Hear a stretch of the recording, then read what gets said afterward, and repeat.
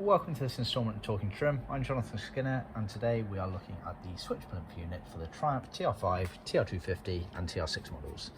So standardly we supply a pre-sewn re-trim kit in either vinyl or leather to recover your original Switch Plinth unit. This customer has actually sent us his original one, and we've done the kit and trimmed it up for him. This has been actually done in black smooth leather, as you can see here. And what you get is a two-piece kit. You get effectively the main piece, which goes around here, which has some top stitching detail, as you can see, going around the edge and contour of it. And then you get a piece in the middle here, which is obviously where the switches go. If I turn it over there, we don't cut the holes out for the switches. That's a dangerous game. It's always best to do it in situ, and obviously just do a small little hole that pokes through. You can always make it bigger, you can't make it smaller.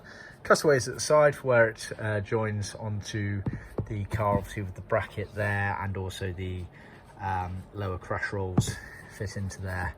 So nice little kit. They're a bit tricky to trim, small and fiddly. You do have to give it a good bit of stretch from left to right as you're putting it in, otherwise you end up with a bit of an air gap there and there, but it does come together nicely. Always remember to use a strong contact adhesive, paste on stuff. Don't use any sprays on these sorts of things. It needs to be the sort of stuff that once it's done, it's never going to move. And with that, you want to be doing the contour element first, anchoring it down, and then letting that set and moving outwards and away from all of the elements there. And then finally the piece in the middle there gets put on.